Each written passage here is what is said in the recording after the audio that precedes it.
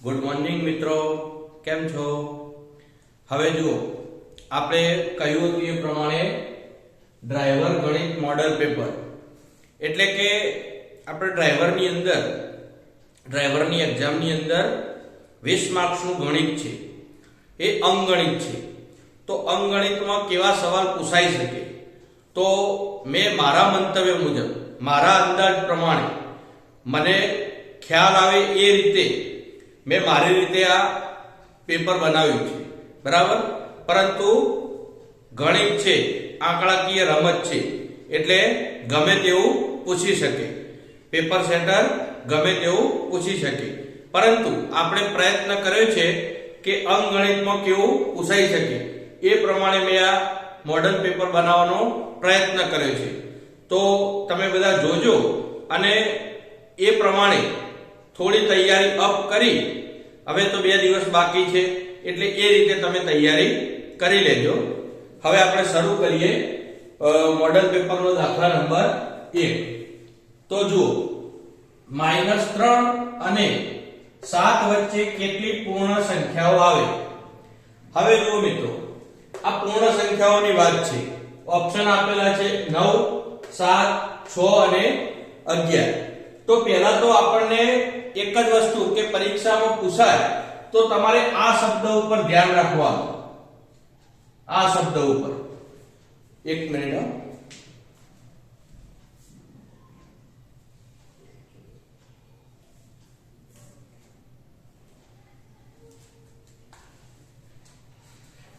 એક શબ્દ ઉપર તમારે ધ્યાન રાખવાનું કે આ શબ્દ કયો છે, તો પૂર્ણ. કયો છે? પૂર્ણ. તો આપણે તમને શીખવાડ્યું હતું કે પૂર્ણ સંખ્યા હોય, પૂર્ણાંક સંખ્યા હોય, પ્રાકૃતિક સંખ્યા હોય તો આપણે શું યાદ રાખવાનું? ન્યુઝીલેન્ડનો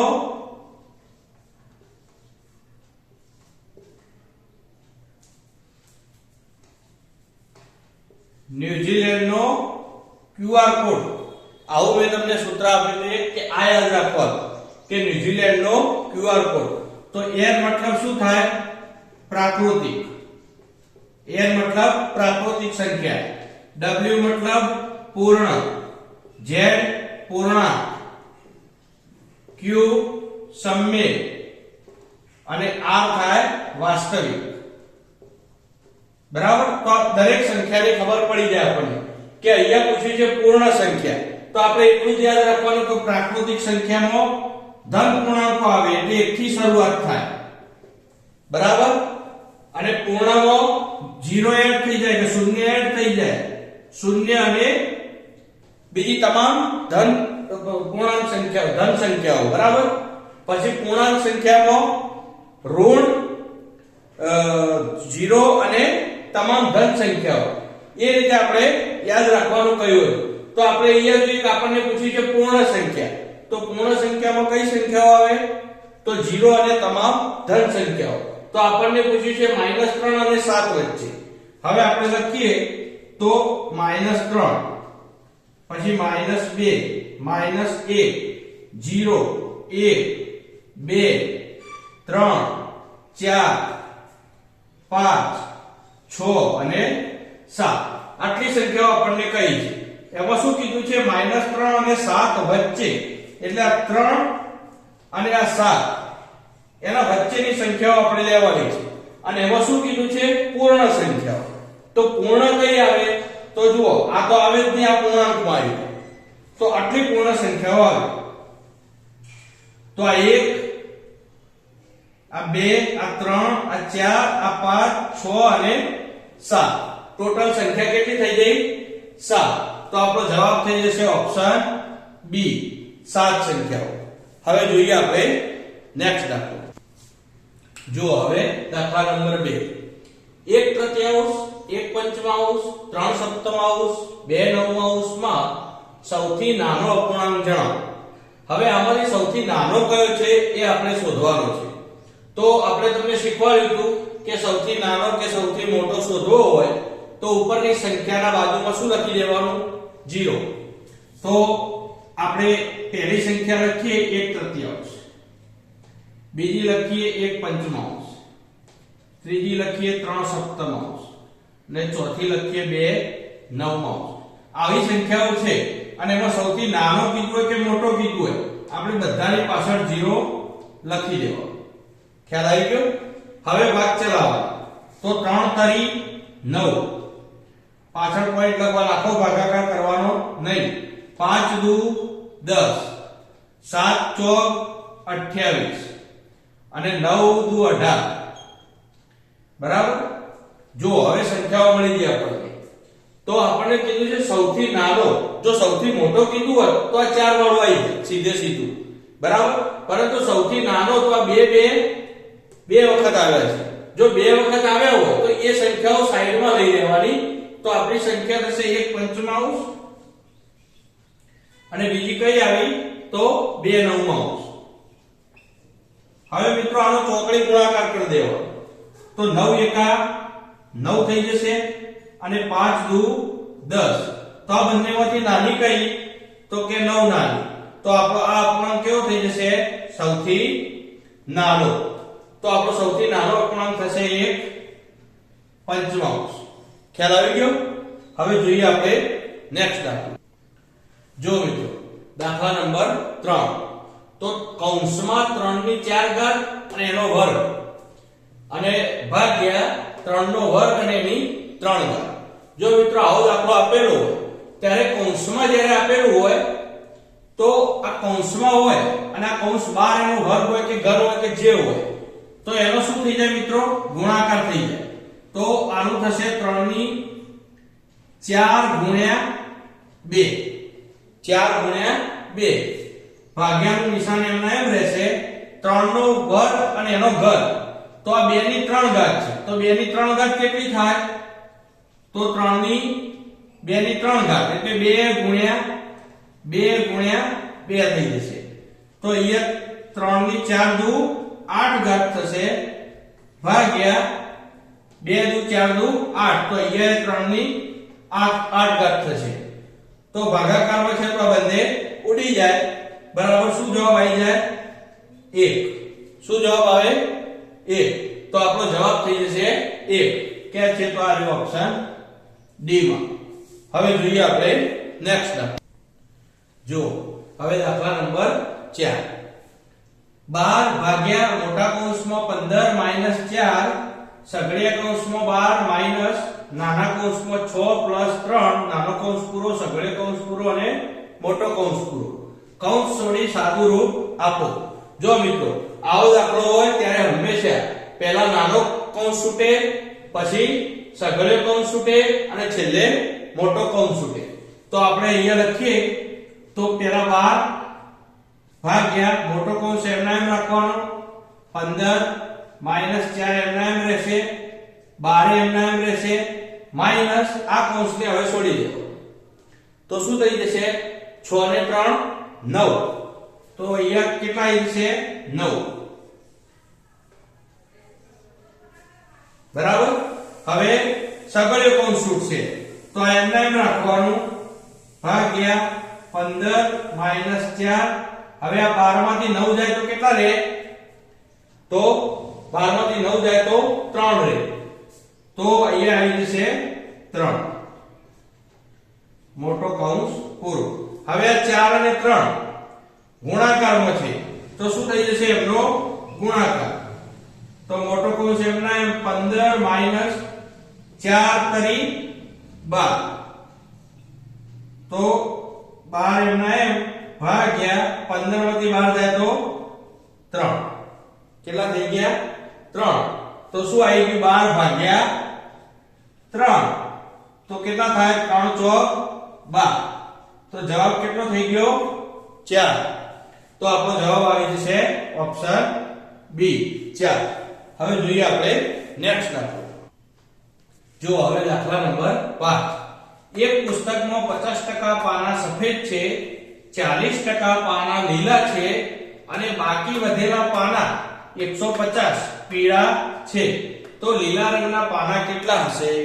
જો અહીંયા મિત્રો આ સમજણની વસ્તુ છે. ખ્યાલ સમજણ પડે તો આ સરળતાથી આ આવડી જાય. હવે જો કે પાના આપેલા છે તો 2% માં આપેલા છે અને એક કિંમતમાં આપેલા છે, બરાબર? તો ટકામાં સમજી લેવું કે કોઈ બી પુસ્તક હોય કે કોઈ બી વસ્તુ હોય 100% હોય, કેટલી હોય? 100%.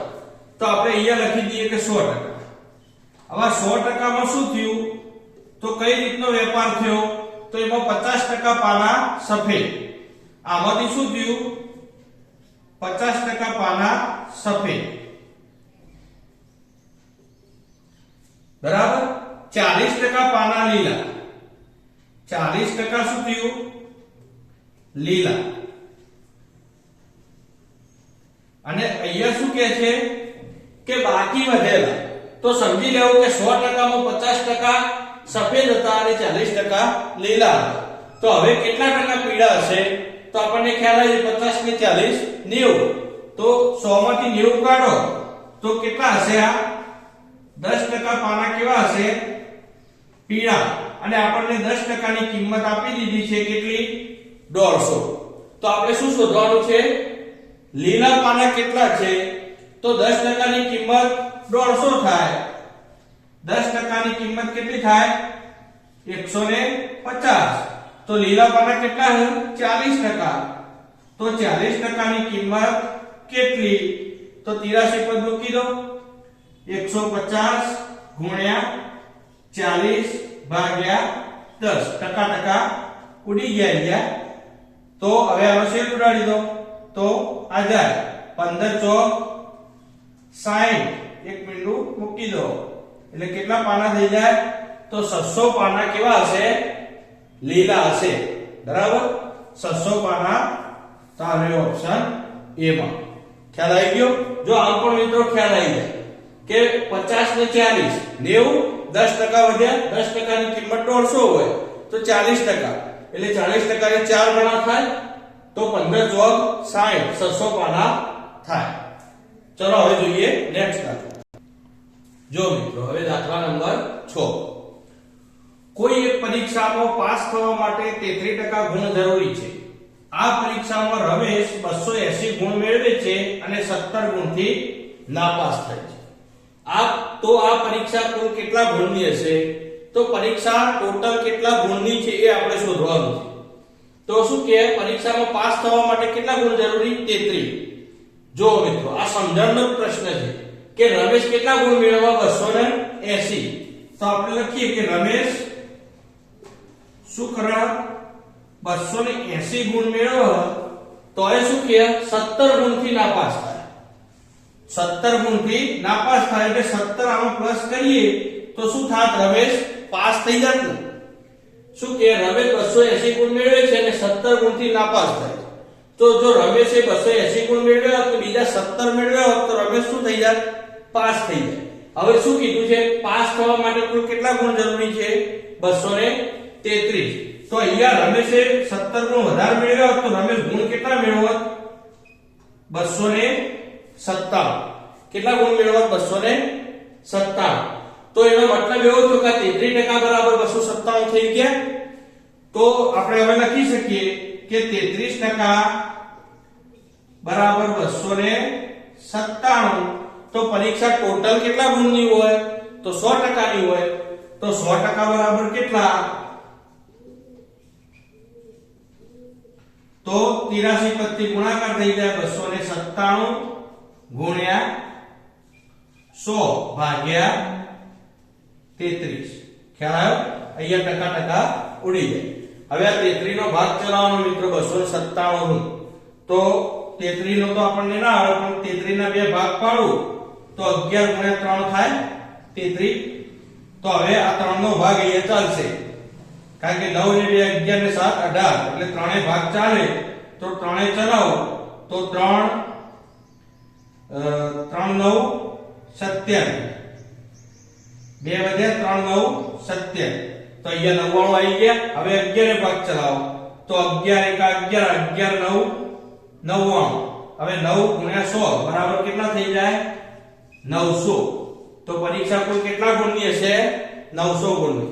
તો આપણો જવાબ થઈ જશે ઓપ્શન સી 900. ચલો હવે જોઈએ આપણે નેક્સ્ટ દાખલો. જો હવે દાખલા નંબર 7. કોઈ એક વસ્તુ રૂપિયા 1800 માં વેચવામાં આવે તો વેપારીને 25% નુકસાન જાય છે. જો તેમણે 35% નફો મેળવવો હોય તો વસ્તુ કેટલામાં વેચવી જોઈએ? A બરાબર 3000, B બરાબર 3240, C બરાબર 3450 અને D બરાબર 3700. તો આમાંથી કયો જવાબ આવશે? તો જુઓ મિત્રો, જો એક તો પહેલી વસ્તુ એ કે હંમેશા ટકાનો દાખલો હોય તો જે રકમમાં આપેલા હોય એ ટકા સીધે સીધા કદી લેવાય નહીં. સમજીને ટકાનો દાખલો હોય તો 100 માંથી ટકા હોય એટલે કે 100 ના એ ટકા જે આપેલા હોય એ 100 ના વિરોધમાં લેવાના.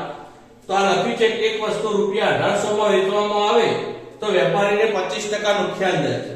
એટલે કે આ વસ્તુની કિંમત જે 1800 છે એ 25% નુકસાન જાય છે આટલામાં વેચવામાં આવે તો એનો મતલબ કે 25% નુકસાન એટલે કે વસ્તુ કેટલામાં વેચાણી છે?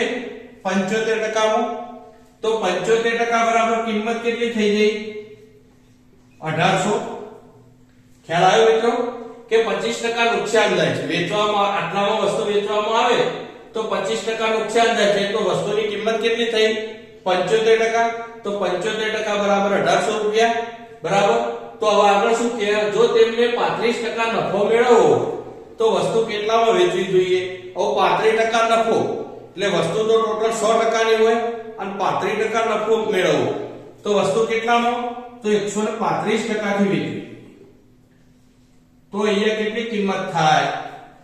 135% નફો મેળવવો હોય તો વસ્તુ કેટલામાં વેચવી જોઈએ? તો 135% માં નફો મેળવવો હોય તો કેટલામાં વસ્તુ વેચવી જોઈએ? તો હવે 83 પદ મૂકી દો તો થઈ જશે અહીંયા 1800 135 ભાગ્યા 75. હવે છેદ ઉડાડો તો 15 પંચા 75, 15 9 135. હવે 5 નો અહીંયા ભાગ ચલાવો તો 5 તરી 15, 3 વધ્યા 5 36 360. હવે 9 0 0 9 6 54 ચોગડો વધી આવી 5 9 તરી 27 5 31 32. તો આપણો જવાબ થઈ જશે 3240. ઓપ્શનમાં છે હા આર. તો 3240. હવે જોઈએ આપણે નેક્સ્ટ દાખલો. જો હવે દાખલા નંબર 8. જો a ના 16% બરાબર b ના 72% હોય તો b જેમ a શોધો. હવે જો મિત્રો ગણિતની ભાષામાં પહેલા એટલું તો સમજી લેવાનું કે નાનો અર્થ થાય ગુણાકાર. તો અહીંયા a ગુણ્યા 16% બરાબર b ના 72%. તો b બરાબર 72%. આવું થાય બરાબર. હવે આ ટકા તો ઉડી જશે. ખ્યાલ આવ્યો? હવે જો આને ગુણાકાર છે બરાબર તો ગુણા ના લખે તો પણ ચાલે કારણ કે a 16 અને b 72 એવું થઈ ગયું. હવે જો તો બરાબર નું ચિહ્ન હોય તો a બરાબર શું થઈ જશે? 72 થઈ જાય. સામે જે સંખ્યા હોય કારણ કે બરાબર નું ચિહ્ન અહીંયા છે તો બરાબર નું ચિહ્ન અહીંયા છે તો a ની સામે શું થઈ જશે? 72. તો અહીંયા આપણે લખીએ a જેમ b બરાબર તો a ની સામે શું થઈ જશે? 72. જેમ હવે આ b અહીંયા છે તો b ની સામે શું આવી જશે? 16. ખ્યાલ આવ્યો મિત્રો? જો a ના 16% અને b ના 72% તો ટકા ઉડી ગયા.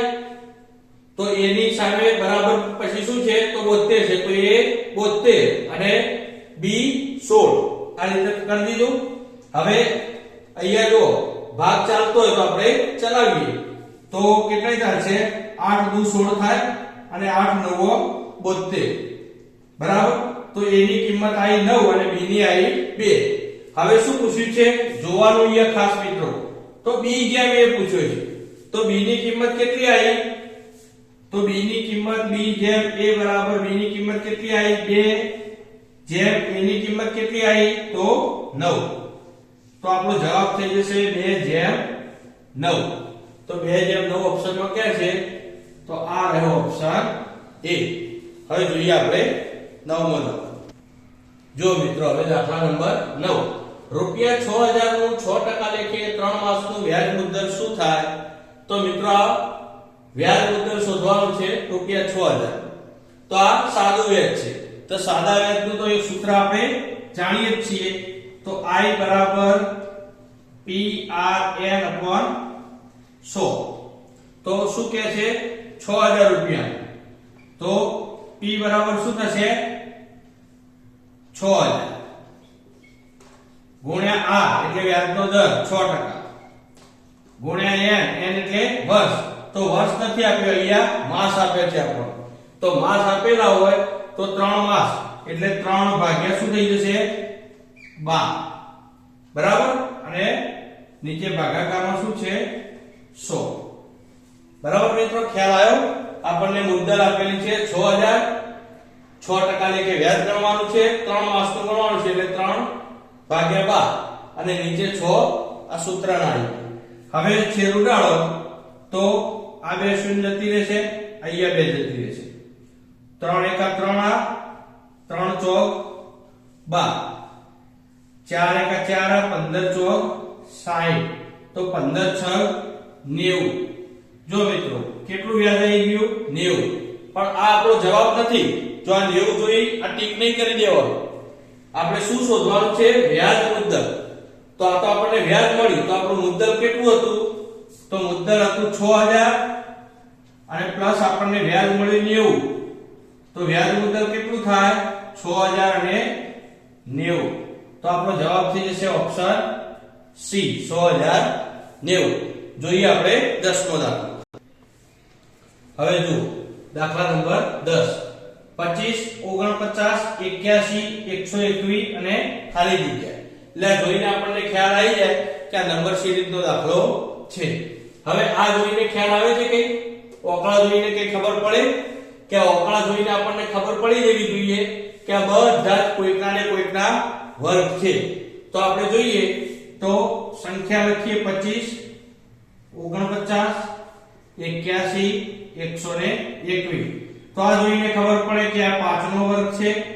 આ જોઈને ખબર પડે કે આ 7 નો વર્ગ છે.